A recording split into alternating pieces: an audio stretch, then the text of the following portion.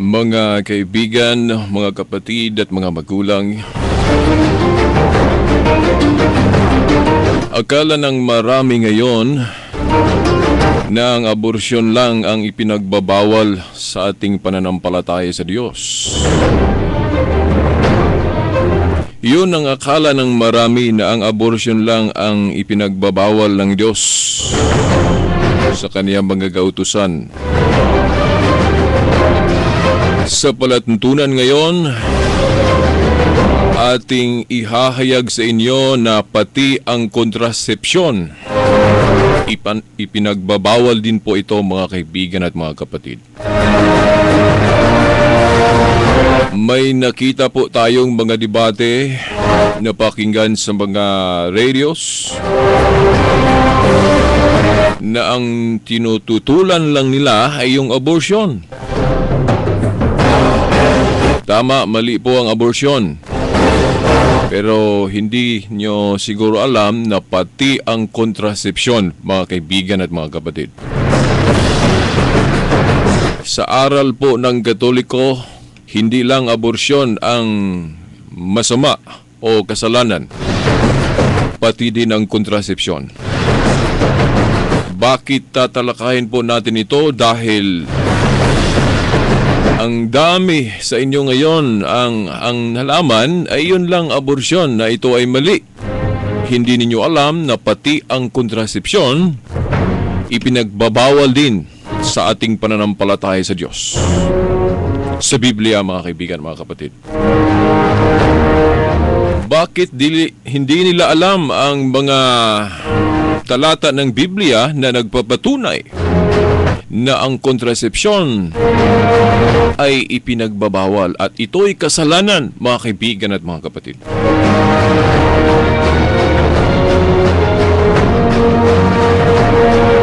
At ang masakit pa dito, mga kaibigan at mga kapatid, mga Katoliko pa, na ang pananampalataya ay Katolisismo, pero hindi sinusunod ang mga aral Katoliko.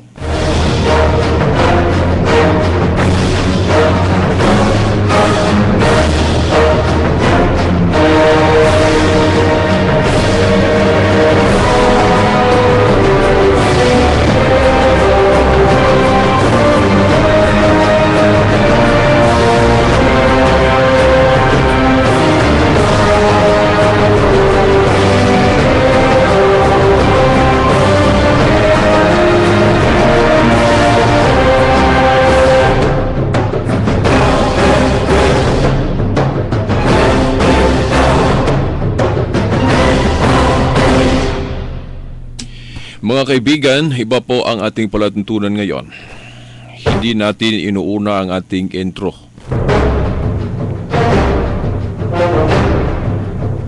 Hindi tayo nagpakilala.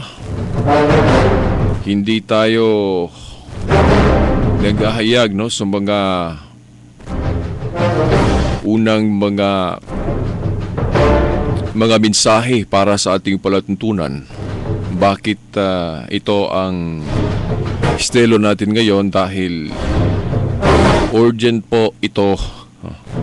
Urgent po ito. Kailangan po nating i-prioritize ang punto natin sa palatuntunan. Dahil ang daming mga Katoliko, mga kasamahan natin, ay pinagwalang bili lang po ang mensaheng ito, na okay lang daw ang kontrasepsyon. Kaya mga Katoliko ngayon, ako'y nalulungkot dahil hindi nagkakaisa. Pero hindi nangangahulugan na kapag hindi nagkakaisa mga Katoliko, ang pananampalatayang ito, ang ibig kong sabihin, ang pananampalatayang Katoliko ay hindi natotoo. Hindi po ganon, no? Dahil kapag may tunay na Diyos, at saka kung iba-iba na ang isip, no? Magkaiba na ang haka-haka at pag-iisip ng mga tao tungkol sa Diyos, hindi nagkakaisa, hindi po ito nangangahulugan na wala na pong Diyos.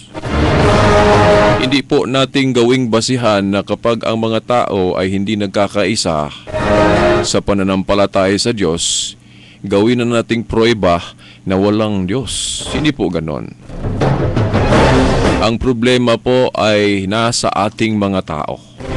Kung paano natin pinag-aralan kung sino ang Diyos at kung ano ang mga katuruan niya. Tayong mga Kristiyano, mga kaibigan at mga kapatid, ginamit natin ang Biblia sa pagsasabi kung ano ang kasalanan at kung ano ang hindi kasalanan o kung ano ang mabuti, mga kaibigan at mga kapatid. Yet kung ating alamin ang history tungkol sa contraception, ano ba yung contraception? Yung hadlangan ang pagtagpo ng egg cell ng babae at saka sperm cell ng lalaki, no? Sa pagmamahalan, no? Sa kasalan. Kapag kasal ang lalaki at babae, mga kaibigan at mga kapatid, sa pamamagitan ng pagmamahal ay magbunga po ito. Dahil ang babae, no? Sa pagmamahalan nilang dalawa, no?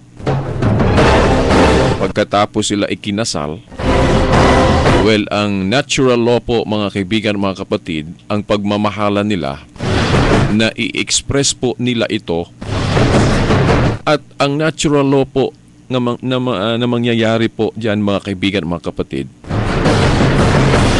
na kung fertile ang babae at saka hindi naman baog ang lalaki, ibig sabihin, may maganap na pagtagpo sa egg cell ng babae at saka sperm cell ng lalaki. At ano ang mangyayari kung magtagpo ang dalawa? So magbunga ng buhay. Life, mga kaibigan, mga kapatid. So ano ba ang contraception? Yung hadlangan ang pagtagpo ng egg cell ng babae at saka yung sperm cell ng lalaki. Yung hadlangan mo, tama ba? No? Tama ba ito?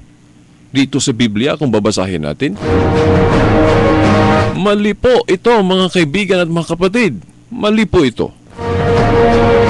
Wala pong mababasa sa Biblia na kung hadlangan mo yung pagtagpo ng egg cell ng babae at saka ng sperm cell ng lalaki, pwede po nating hadlangin ito. Hindi po pwede. Dahil buhay ito. Sino ba ang may-ari ng buhay? Di ba ang Diyos? So siya lang ang pwedeng makahadlang nito, mga kaibigan at mga kapatid. Hindi po tayo. Ano ba ang tinuro ng mga, especially sa mga hindi Katoliko, mga Protestante, at even mga Iglesia ni Cristo, yung mga ministro nila? Sinubaybayan ko ang mga palatuntunan nila. Meron akong video na tinalakay ng ating mga kapatid na Iglesia ni Cristo ang tungkol sa contraception. Dahil ang ating mga kapatid na Iglesia ni Cristo ay sumasang-ayon sa RH Law, RH Bill noon, na ngayon naging RH Law. Pero magpasalamat po tayo sa Supreme Court dahil may ginawa pang hearing, no? Kaya hindi tuloy ini-implement ang RH Law. O kahit nabatas na, pero nakinig pa sila sa daing ng ating simbahan. Pinakinggan pa ang ating simbahan. So nagpapasalamat po tayo sa ating Supreme Court. At sana sa pakikinig nila sa daing ng simbahang Katoliko, sana manaig po sa desisyon nila na maripil o mapawalang bisa ang RH Law na yan, mga kaibigan at mga kapatid. Ito po ang challenge po natin sa lahat ng mga religion ngayon, kabilang na ang ating mga kapatid na Iglesia ni Cristo. At saka yung mga Protestante na sumasang-ayon sa contraception. Tanong namin sa inyo, dahil Bible-based po kayo, sabi ninyo, ayaw ninyo sa Katoliko dahil maraming mga practices sa Katoliko na wala sa Biblia. Ngayon, tanong natin, bakit sumasang-ayon po kayo sa contraception na hindi man natin mabasa ito sa Biblia. Wala tayong mabasa sa loob ng Biblia na ang kontrasepsyon ay hindi kasalanan at ito ay mabuti. At pinahintulutan ng Diyos. Ano bang talhata ng Biblia na nagpapatunay na ang kontrasepsyon ay pinahintulutan ng Diyos, mga kaibigan at mga kapatid, sa pagplano ng pamilya? Kahit na isang bersikulo, wala po tayong mabasa, mga kaibigan at mga kapatid.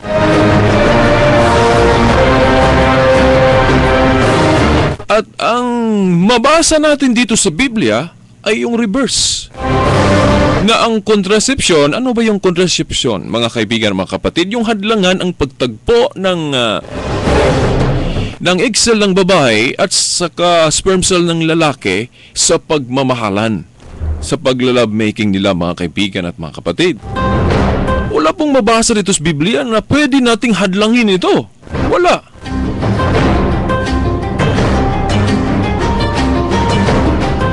Ano bang proof natin na ito ay mali talaga, no, mga kaibigan at mga kapatid? Yung binasa na natin noon pa, yung hindi pa naging RH law, yung naging RH bill pa lang, no? Ang panukalang yan, mga kaibigan at mga kapatid.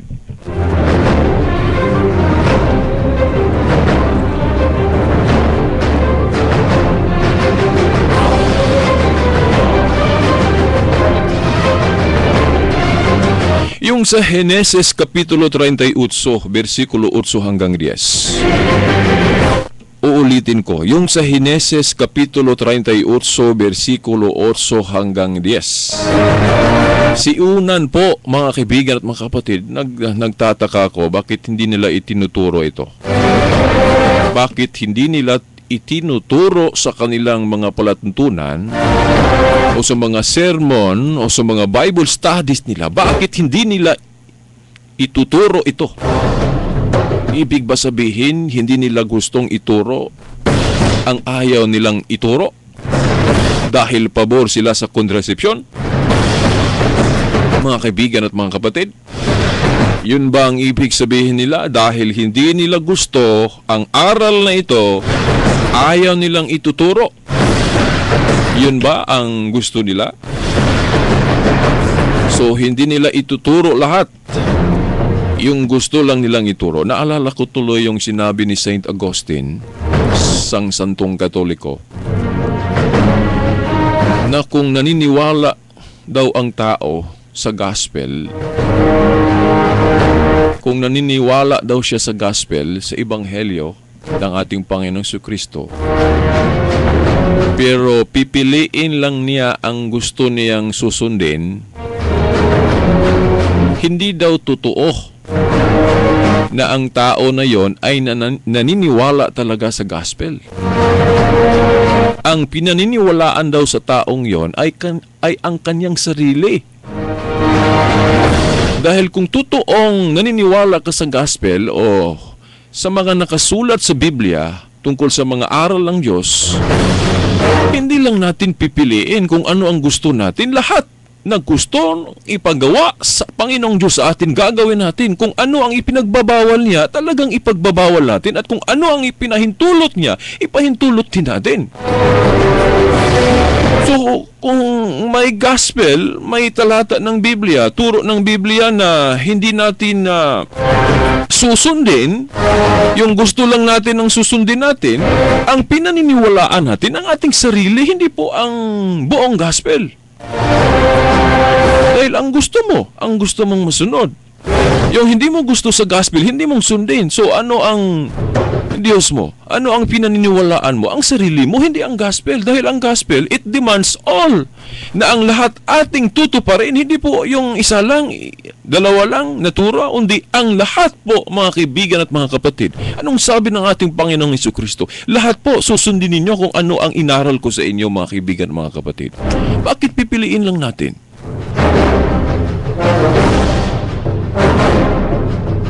Okay, mga kaibigan at mga kapatid, nag-challenge po ako sa ating mga kapatid, no? Yung mga ministro sa Iglesia ni Cristo. Yung sa Heneses 38, 8-10.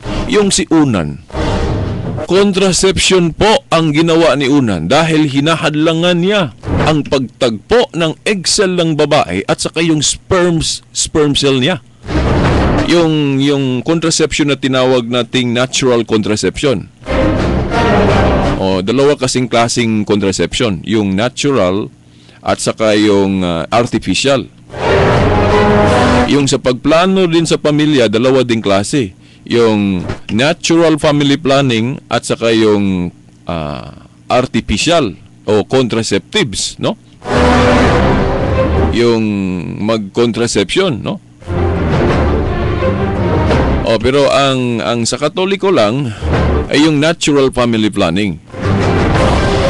But absent po, hindi po tinuro ng Katoliko na sa natural family planning isama po ang kontrasepsyon dahil mali po ang kontrasepsyon, no? Yang talatang Henesis 38:8-10.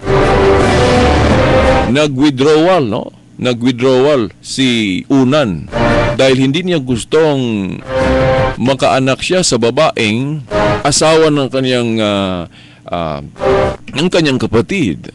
Dahil sa batas po ng mga Hudyo noon na kapag ang lalaki mamamatay at wala silang anak sa kanyang asawa, kung may kapatid ang lalaking yon, ang tinutumbok po natin yung sa Biblia si Unan, sa batas nila si Unan po, kung buhay pa siya, kailangang bigyan niya ng anak ang kanyang kapatid na namatay dahil wala silang anak sa kanyang asawa.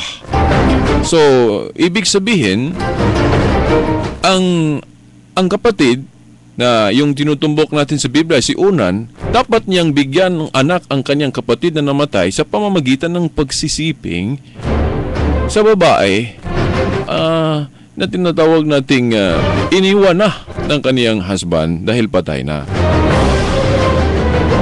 Pero hindi po applicable sa panahon natin ngayon dahil hindi po batas nating Kristiyano ang ganon. Pero sa batas ng mga Hudyo noon, kailangang tuparin ang responsibilidad ni Unan na bigyan niya ng anak ang kanyang kapatid dahil wala na, namatay na. Pero buhay pa ang asawa. So siya ang susunod. Bali. Ganon kasi ang batas nila noon, pero hindi po pwede nating i-apply ang batas na 'yan sa ating panahong Kristiyano. Hindi po. Iba po ang batas sa Hudyo noon at sa ating mga Kristiyano. Mga kaibigan at mga kapatid, ang nasa isip kasi ni Unan sa batas nila, hindi po masabi nating kahit na siya ang sisiping sa asawa ng kanyang kapatid at sasabihin niyang ito ay akin. Hindi. Sa kanilang batas kasi, pag-aari ng kanyang kapatid ang bata. Dahil yon ang kanilang batas noon. At hindi niya nagustuhan ang ganong senaryo na hindi mapasa kanya ang bata, kundi mapasa kanyang kapatid kahit patay na at sa asawa ng kanyang kapatid na kanyang sinipingan. So, ang ginawa niya, nag-withdraw siya. Hinahadlangan niya ang pagtagpo ng egg cell ng babae at saka yung sperm cell niya. Hinadlangan niya. At anong nangyari sa kanya, mga kaibigan at mga kapatid? Kung tama pa ito, tama pa ang ginawa niya, bakit pinarusahan siya ng Diyos ng kamatayan? Bakit pinarusahan siya ng Diyos ng kamatayan, mga kaibigan at mga kapatid, kung hindi pa mali ang kontrasepsyon, mga kaibigan at mga kapatid?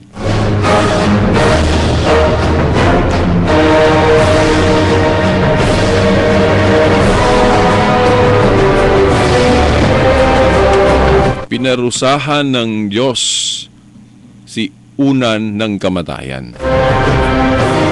Mga kaibigan at mga kapatid, meron tayong babasahin galing sa website ng Catholic Answers. Isang Ingles po ito, atin lang isalin sa Tagalog kung kaya nating isalin.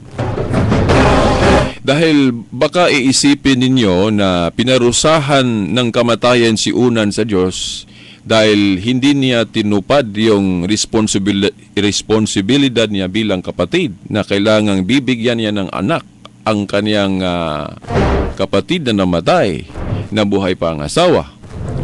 Baka yun ang isipin ninyo. Naalala ko tuloy yung debate doon sa sa sentro po natin sa Maynila na yung nagtagpo ang isang Catholic priest, hindi ko lang pangalanan, at saka yung ministro ng Protestante. Binanggit po ng paring Katoliko ang Heneses 38:8-10 sa kaso ni Unan na prupo natin ba sa Katoliko na mali po ang kontrasepsyon. Pero sabi ng ministro ng Protestante, hindi daw pinarusahan daw si Unan dahil linabag niya ang batas ng mga Hudyo noon na hindi tinutupad ni Unan na bigyan niya ng anak ang kanyang kapatid na namatay na ang asawa ay buhay pa. Yun lang daw ang rason kung bakit pinarusahan ng kamatayan si Unan. Hindi daw dahil nagkontrasepsyon. Mga kaibigan at mga kapatid, ito ang very palusot na argumento. At alam naman natin ito. Hindi lang sa debating yon nalaman natin ang kanilang pag-iwas sa argumento ng Katoliko. Dahil noon pa, meron nang gumamit sa argumentong yan. Pero makinig kayo, kung totoo bang pinarusahan si Unan nang dahil lang sa hindi niya pagtupad sa responsibilidad niya na bigyan ng anak ang kanyang kapatid na namatay, na ang asawa ay buhay pa. Na bali siya ang sisiping pero hindi niya gusto na hindi mapasa kanya ang bata. Dahil nasa isip kasi niya siya ang gumagawa pero hindi mapasa kanya sa kanyang kapatid. Wala tayong magawa dahil batas nila yan noon. So kailangang tuparin nila. Batas kasi. Pero hindi ma-apply natin ang batas na yan sa ating panahong Kristiyano. Tandaan nyo yan.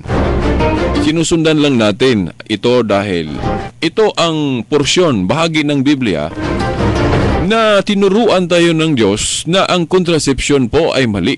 At hindi ito binago kahit na panahong Kristiyano. At kahit na mga nauunang Protestante, yung mga prime movers ng Protestante, babasahin natin ngayon, kagaya ni Martin Luther at Calvin, na mga orihinal na Protestante, kahit na sila, tutol sila sa kontrasepsyon at pareho nilang binabanggit ang Heneses 38:8-10. Ibig sabihin, ang ginamit ng Katoliko sa pag-argue o ang argumentong Katoliko na masama ang kontrasepsyon, ginamit itong Heneses 38:8-10, ginamit din ito.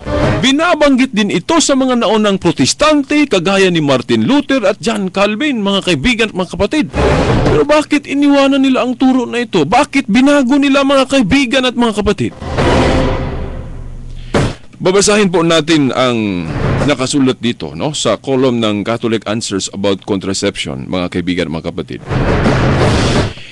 Ito, isalin lang natin sa Tagalog kung kaya natin.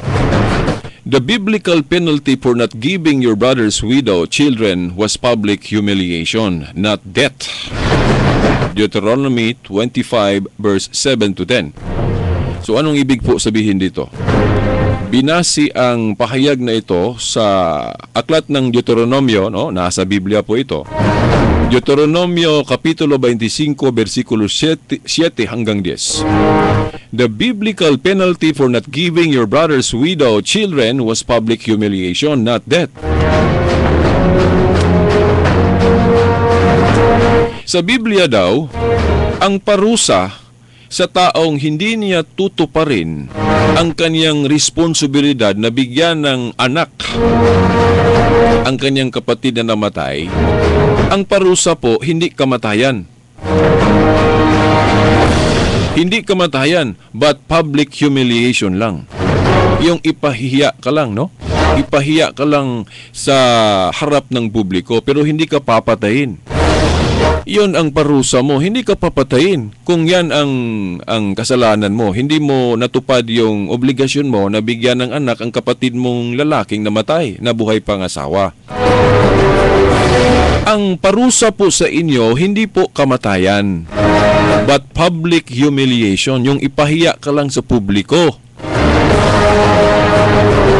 O yung tutuligsain ka sa ginawa mong hindi pagtupad, yung paglabag mo sa batas, tutuligsain ka lang, ipahiya ka lang sa publiko. pero hindi ka papatayin. Ano ba ang proof natin yan? Nandyan yan sa Deuteronomio Kapitulo 25, versikulo 7 hanggang 10. Ituloy po natin. But Unan received death as punishment for his crime. Pero ang parusa na pinataw sa kanya, hindi public humiliation, but kamatayan, no? Anong ibig sabihin po dito? Ang mabasa po natin dito, this means his crime was more than simply not fulfilling the duty of a brother-in-law. He lost his life because he violated natural law, as Jewish and Christian commentators have always understood. For this reason, certain forms of contraception have historically been known as onanism, after the man who practiced it, just as homosexuality has historically been known as sodomy, after the men of Sodom who practiced that vice. Mababasa po natin ito sa Genesis chapter 19. So mga kaibigan at mga kapatid, ang parusa na natanggap ni Unan ay kamatayan, hindi po public humiliation. Ibig sabihin, pinarusahan siya ng kamatayan dahil hindi lang dahil linabag niya ang batas ng mga Hudyo na hindi niya nabigyan ng anak ang kaniyang kapatid na lalaking namatay. Pinarusahan siya ng Diyos ng kamatayan dahil nalabag din niya ang natural law. Alam ng mga Hudyo at mga Kristiyanong mga komentarista po ito. Ano ba yung natural law? Yung kung ano ang batas na tura ng Diyos. Halimbawa, yung papatay ka, mali po yun. Nasa Biblia po yun. Bawal papatay ang tao. Maliban na lang kung susuguin ka ng Diyos. Yung mga talata ng Biblia na pumatay ang mga tao dahil isinugo sila ng Diyos. Pwede yun dahil ang Diyos ang nagsugo. Dahil ang may kapangyarihan lang na papatay ay ang Diyos lang dahil siya ang may-ari ng buhay. Pero ang tao, kung hindi siya susuguin ng Diyos, bawal po ang pagpatay. Yan ang natural law. So kaya papatay ka, hindi ka isinugo ng Diyos, kasalanan po yun. Yun ang isa sa natural law. At isa sa natural law, kung halimbawa sa mga nakita natin dito sa mundo, yung magtanim ka ng gulay, ay ito ay tutubo. Yung mga vegetables po natin, magtanim ka ng kahoy, itutubo yan. Yan, natural law. Di ba? Yung kasalan naman, ang lalaki ay magsisiping sa kanyang asawa.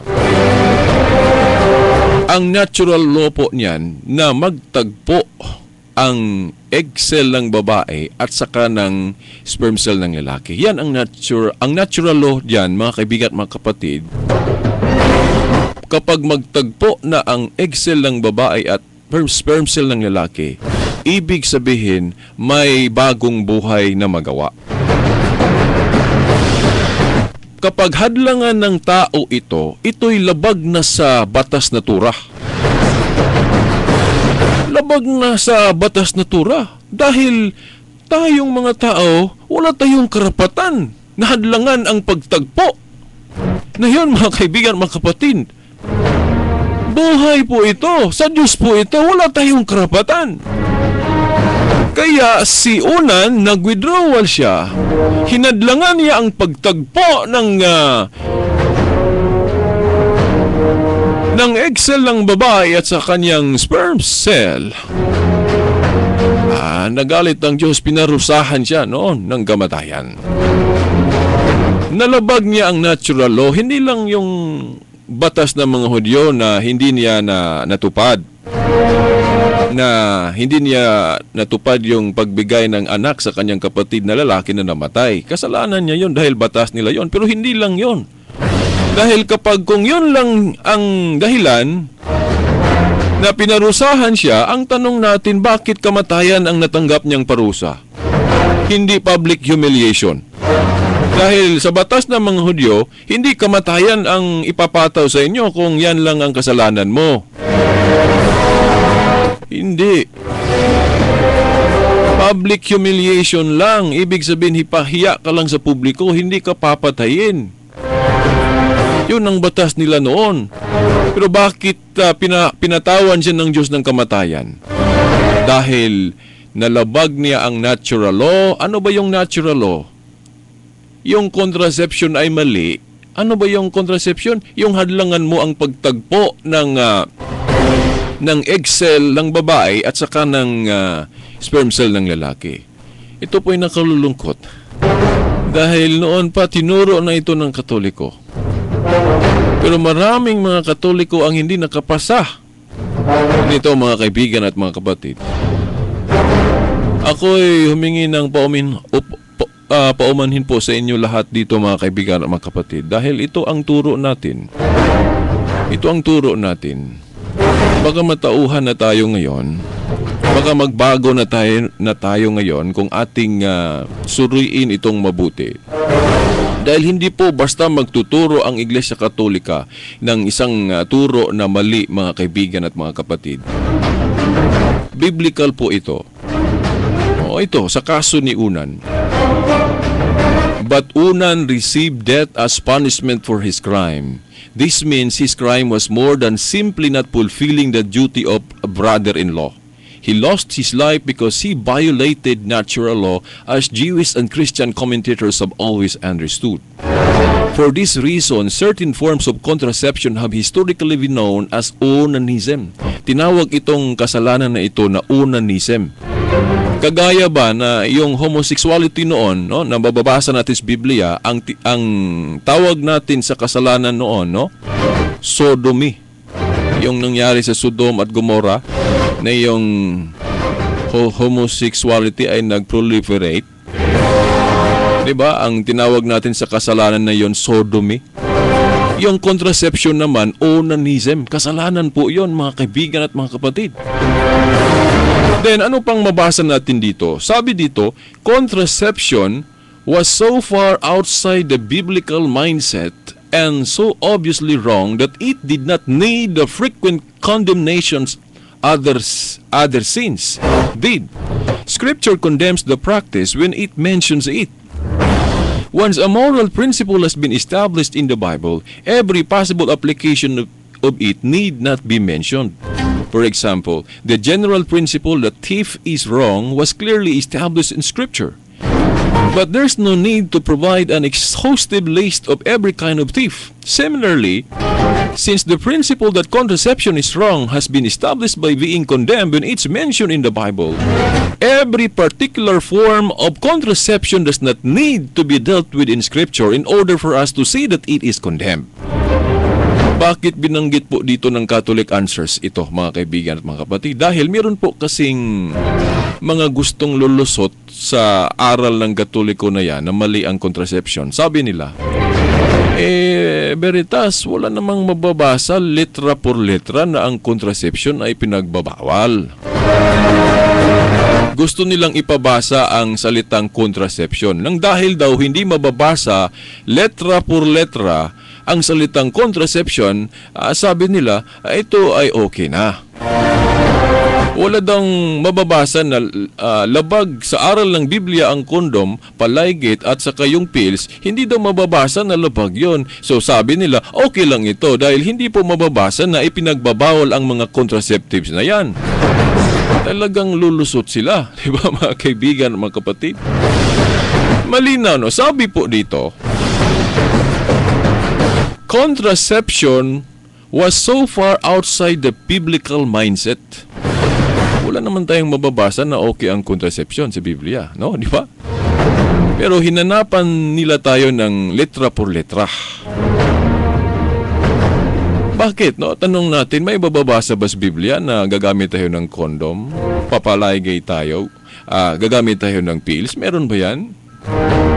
Kung yan ang mga tanong natin, patas po tayo dahil parehong hindi mababasa lahat yan. Dahil kapag magtanong din tayo, meron bang mababasa na okay lang ang nagagamit tayo ng condom at saka yung gagamit tayo ng pills? Wala naman. So pareho tayo dyan. Pero ito, unawain ninyo, contraception was so far outside the biblical mindset and so obviously wrong that it did not need the frequent condemnations other sins did. Scripture condemns the practice when it mentions it. Once moral principle has been established in the Bible, every possible application of it need not be mentioned. Anong ibig sabihin po dito? Na-establish na po ang moral principle na ang contraception ay masama. No? So, any kind of contraception, masama ito. Hindi na kailangang iisahin pa na ang condom, ligate, o ano pa yung iba-ibang klaseng contraception sasabihin pa dito sa Biblia. Hindi na kailangan. Dahil katulad po niyan sa yung pagnanakaw, yung tip. Maraming uring pagnanakaw, di ba? Yung corruption sa gobyerno, maraming klaseng pagnanakaw. Hindi na kailangang iisahin pa ang lahat na uring pagnanakaw. Dahil kapag binanggit na ang moral principle na yan, na masama po ang pagnanakaw, lahat na uri na pagnanakaw, mali. Wala pong tama diyan. Yan din ang tungkol sa contraception, no? Very malinaw po dito. For example, the general principle that tip is wrong was clearly established in Scripture. But there's no need to provide an exhaustive list of every kind of tip. Similarly, since the principle that contraception is wrong, saan mababasa? Yung sa Genesis 38:8-10. Similarly, since the principle that contraception is wrong has been established by being condemned when it's mentioned in the Bible, every particular form of contraception does not need to be dealt with in Scripture in order for us to see that it is condemned. So, hinalintulad po natin yan sa pagnanakaw. Hindi na kailangang banggitin ang lahat ng uring pagnanakaw. Basta pagnanakaw ay masama, kasalanan. Ang contraception na naman, kahit na anong uri pang contraception, basta contraception, yung labagin mo ang natural law, ay talagang kasalanan yon. Ano ba ang iba-ibang uring o klaseng contraception? Una, yung condom, yung palaligate, pills. Ang dami pa. Hindi ko lang alam lahat, hindi ko na lista lahat dito. Basta yung hadlangan mo ang pagtagpo ng egg cell ng babae at saka ng sperm cell ng lalaki, yun ay contraception. Labag po ito saan po natin mababasa sa Genesis 38:8-10. Mga kaibigan at mga kapatid, meron tayong sasagutin na tanong dahil sabi po nila hindi daw original na turo yung pagbabawal ng kontrasepsyon sa Kristyanismo. Dahil yung pagbabawal ng kontrasepsyon ay yung statement lang daw ni Pope Paul, yung Humani Vitae ng Santo Papa. Ibig daw sabihin, bagong turo daw ang pagbabawal ng kontrasepsyon. Ibig sabihin nila na ang unang turo o tamang turo daw ay yung hindi ipinagbabawal ang kontrasepsyon. Mali po yun. Genesis chapter 38 to Genesis kapitulo 38, 8-10. Pinagbabawal na ang kontrasepsyon, yung sa kaso ni Unan. Bakit sasabihin natin na ang turo na yan nakalitaw ay yun lang sa pamamagitan ng Humani Vitae ng Santo Papa? Mali po yun. Wala pa yung Humani Vitae ng Santo Papa, ipinagbabawal na ang kontrasepsyon, mga kaibigan at mga kapatid. Ngayon, ating pag-aralan kung sino ang nagbago sa orihinal na turo ng Kristiyano. Ito ang alamin natin. Dahil mayroong hula sa Biblia, ang Isaiah 5:20, mga kaibigan at mga kapatid, na dadating daw ang panahon na ang tama ay gagawin nilang mali at ang mali gagawin nilang tama. Sino ang tinutumbok sa hula na yan, mga kaibigan at mga kapatid? Sino po ang matamaan sa hula na mababasa natin sa Isaiah 5:20? Na darating ang panahon na ang tama gagawin nilang mali at ang mali gagawin nilang tama. Dito tayo sa tama na o sa mali na ginawa nilang tama. Itong kontrasepsyon. Itong kontrasepsyon na noon pa pinagbabawal na pero ginawa nilang tama. Sino ang katuparan nito? Katoliko ba o yung mga grupo na yon na binago nila ang turo? Okay. Pakinggan nyo ito about apostolic tradition. Okay, the biblical teaching that birth control, yung contraception ang itinutukoy, is wrong, is found even more explicitly among the church fathers who recognize the biblical and natural law principles underlying condemnation. For example, in AD 195, pag sinabing AD 195, nasa mga huling bahagi ng ikalawang siglo. Dahil ang ikalawang siglo po ay from 100 to 200 AD. Dahil ang unang siglo from 1 AD to 100. Itong babasahin natin, nasulat ito o ang mensahe na ito ay noong AD 195. So mga huling bahagi ng ikalawang siglo. Sinabi dito, AD 195, Clement of Alexandria wrote, because of its divine institution of the propagation of man, the seed is not to be vainly ejaculated, nor is it to be damaged, nor is to be wasted. Okay, mababasa natin ito sa reference na The Instructor of Children 210:91-2. 195. Clement of Alexandria, isang Kristiyano po ito. Sabi niya, because of its divine institution for the propagation of man, the seed is not to be vainly ejaculated. The seed is not to be vainly ejaculated, nor is it to be damaged, nor is to be wasted. So yung seed ng lalaki, hindi dapat pag-aksayahan. Hindi natin i-waste ito, mga kaibigan at mga kapatid. Ibig sabihin, yung contraception nakabiolate dito. Ito ang turo nila noon. Sino pa? Si Hippolytus of Rome wrote in 255, on account of their prominent ancestry and great property, the so-called faithful, certain Christian women who had affairs with male servants want no children from slaves or lowborn commoners. They use drugs of sterility. Okay. Drugs of sterility or bind themselves tightly in order to expel a fetus which has already been engendered. No? Ang reference po nito ay Refutation of All Heresies, 912. Ano pa? Around 307, around the beginning of the 4th century, no? Around 307, Lactantius explained that some complain of the scantiness of their means and alleged that they have not enough for bringing up more children, as though in truth their means were in their power, or God did not daily make rich poor and the poor rich. Wherefore, if any man on any account of poverty shall be unable to bring up children, it is better to abstain from relations with his wife. Mabasa po ito sa reference na Divine Institutes, no? 620. Kailan po ito? 307 AD. So, at the beginning of the 4th century, no? Dahil yung 3rd century from 200 to 300. Ito, 307. So, mga unang bahagi ng ika-4 na siglo. Si Lactantius, sabi niya, may nagreklamo kasi, halimbawa kung hindi natin kaya na mag-anak pa dahil mahirap po ang buhay, hindi na kaya nating mag-anak pa ng marami. Ano ba ang dapat gawin?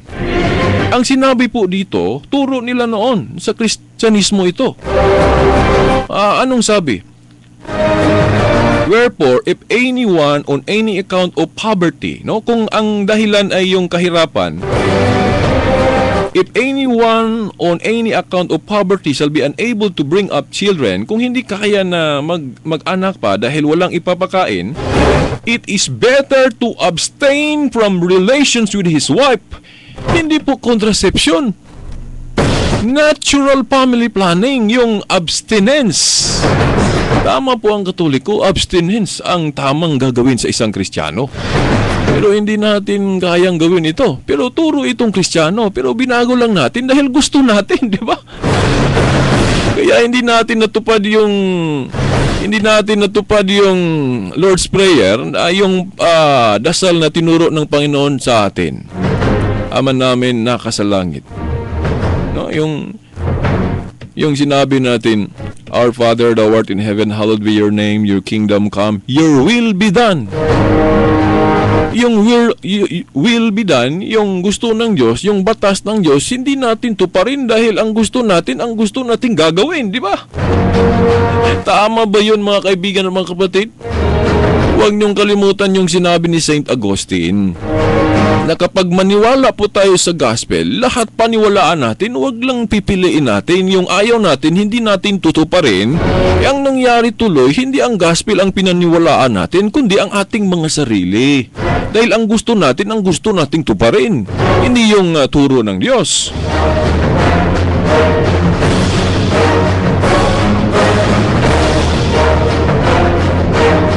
Mga kaibigan at mga kapatid, meron akong video sa bahay, ginagawa kong dokumento, palatuntunan ng ating mga kapatid na Iglesia ni Cristo. Ang natural family planning, tinawag nilang immoral. Yung tama na aral ng Biblia ay ginawa nilang mali. Di ba sila ang katuparan sa Isaiah 5:20 na dadating ang panahon na ang mali gagawing tama at ang tama ay gagawing mali? Dahil sa Biblia po at sa historical teaching about contraception, mali po ang contraception. At kung hindi kaya na mag-anak, dahil hindi naman tinuturuan tayo ng simbahan na anak lang tayo ng anak na kahit na wala tayong ipapakain, tinuturuan tayo ng responsible parenthood din. Hindi po nangahulugan na anak lang ng anak tapos wala naman tayong ipapakain, no? Hindi, ganun ang turo ng simbahan. Kapag hindi kaya, di mag-abstain muna. O yung kung ano yung natural family planning. Family planning po ang turo ng original na Christianity. Ngayon kasi binago kasi, mga kaibigan at mga kapatid. Sa Council of Nicaea, 325 AD, no, the first ecumenical council at Nicaea, no, mga kaibigan at mga kapatid, the one that defined Christ's divinity, declared 325, if anyone in sound health has castrated himself, it behoves that such one, if enrolled among the clergy, should cease from his ministry, that from henceforth no such person should be promoted. But as it is evident that this is said of those who willfully do the thing and presume to castrate themselves, so if any have been made eunuchs by barbarians, said of those who willfully to do the thing and presume to castrate themselves, so if any have been made eunuchs by barbarians or by their masters and should otherwise be found worthy, such men this canon admits to the clergy.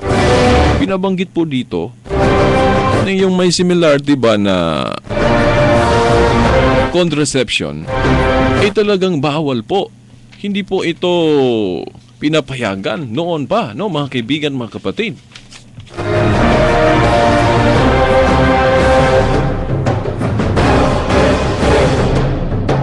Okay, malapit na, no? Kaunti na lang ang ating oras. Ang dami pa dito ang dapat nating i-quote, no, sa history, mga kaibigan, mga kapatid. Piliin na lang natin. Piliin natin yung mga taong mga original na protestante ito. Dahil sabi kasi nila, binago daw ng Katoliko ang original na tama. Na ang original daw na turo ng Kristyanismo na okay lang ang kontrasepsyon. Mali po yun. Yung sa Biblia binasa natin, noon pa, binawal na ang kontrasepsyon. Pero bakit gusto nilang iligaw ang mga tao? Para masunod ang gusto nila. Di ba, mga kaibigan, mga kapatid? Sabi po dito, the apostolic tradition's condemnation of contraception is so great that it was followed by Protestants until 1930 and was upheld by all key Protestant reformers. Martin Luther said, ito daw pagbabawal ng contraception sa Kristyanismo, ito sinang-ayunan po ito ng mga orihinal na protestante, yung mga naunang protestante like Martin Luther, John Calvin, at si John Wesley. Sa hindi pa natin basahin itong mga pahayag nila na prupo natin o katibayan, sa history kasi, ang unang relihiyong Kristiyano ang nagbago sa turo na yan ay yung mga Anglican Protestants noong 1930. So 1930 lang binago ng protestante. Ang ibig sabihin po natin, ang unang nagbago sa turo na yan, yung mga Anglican Protestants. Alam naman natin, alam nyo ba kung paano natatag ang Anglicanism sa England? Sa hindi pa yung Anglicanism sa England natatag, yung si King Henry VIII, kung hindi ko nakalimutan ang pangalan, isang Katoliko na defender of the church. King Henry VIII, a defender of Catholicism noon, meron siyang hiningi sa Papa na divorce. Wala kasing divorce sa simbahan, pero gusto niyang mag-divorce sa asawa niyang si Catherine dahil may nagustuhan siyang ibang babae. At bawal po sa turong Katoliko ang divorce. Sa Kristyanismo po, bawal ang divorce. So, ang Papa hindi natakot sa hiningi niya. Imagine King Henry humingi ng pabor na mag-divorce sa kanyang asawa. Hindi po pumayag ang Santo Papa. Anong nangyari? Nagalit si King Henry VIII. Kaya humiwalay siya sa Katoliko at nagtatag siya ng kanyang sariling relihiyon na tinawag na Anglican Church of England. Yun ang simula sa Church of England. Yung pagkatatag pa lang ng Church of England, isang policy na. Isang bad faith na. Natatag, humiwalay siya dahil hindi siya pinayagan sa gusto niya. Mali kasi yung divorce. Mga kaibigan at mga kapatid, in bad faith na. No, ang pagkatatag ng ito ang nangyari sa history. Bakit hindi natin alam ito?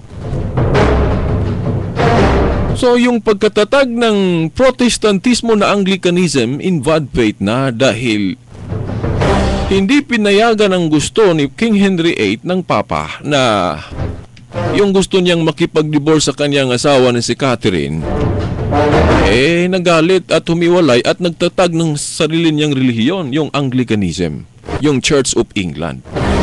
So, in bad faith. So, ibig sabihin, kung pinayagan pa siya ng Papa sa hiling niya na makig-divorce sa kanyang asawa, so hindi siya hihiwalay. So, ibig sabihin, wala pong Church of England na mabuo o matatag. Pero hindi kasi siya pinayagan, kaya nagalit at nagtatag ng sariling relihiyon, yung Church of England. So, at saka, noong 1930, itong grupo na ito, ang relihiyon na ito, ang nagbago sa turo. Na ang orihinal na turo ng Kristyanismo, bawal po ang contraception. Pero binago nila 1930.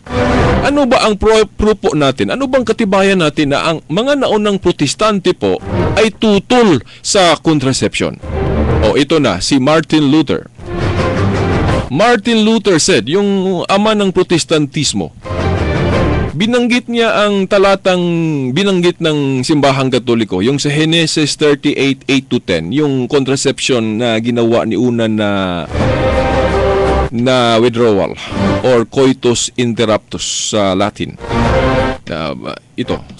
Sabi po ni Martin Luther, the exceedingly foul deed of Onan, the basest of riches, is a most disgraceful sin.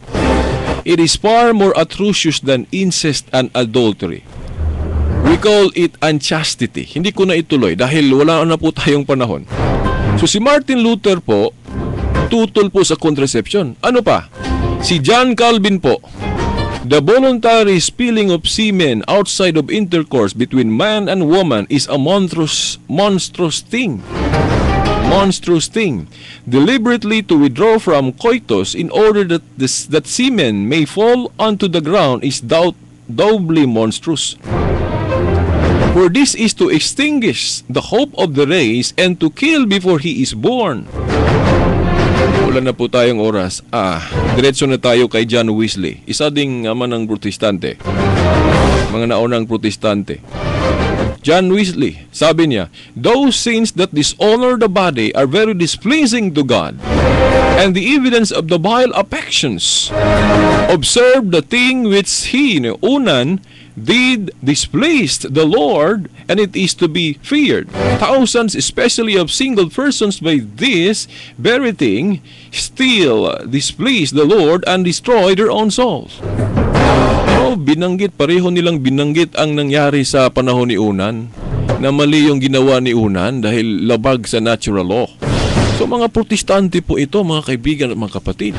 So ngayon, sino ang nagbago sa original na turo ng Kristyanismo tungkol sa contraception? Katoliko o sila? Mga kaibigan, mga kapatid, wala na po tayong panahon. Sa susunod, ating talakayin yung mga talata ng Biblia na ginamit ng mga ministro ng Iglesia ni Cristo sa kanilang pagsuporta ng RH Law o RH Bill dahil binaluktot po nila ang talata ng Biblia. Very clear, mga kaibigan at mga kapatid. Okay, wala na po tayong oras.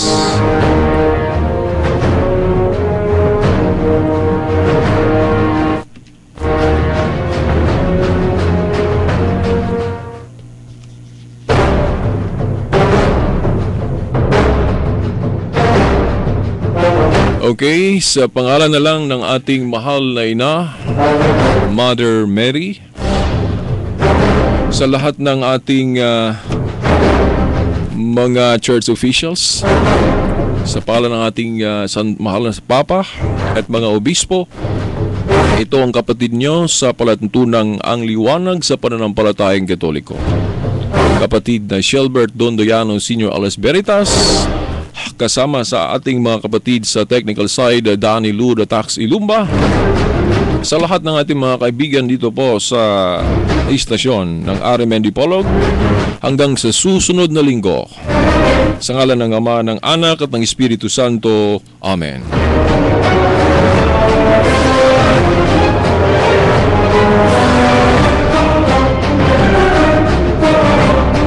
Radyo mo nationwide. Now, reaching Filipinos all over the land, all over the world. RMN, live audio and video streaming. Now on www.rmnnews.com. To watch and listen to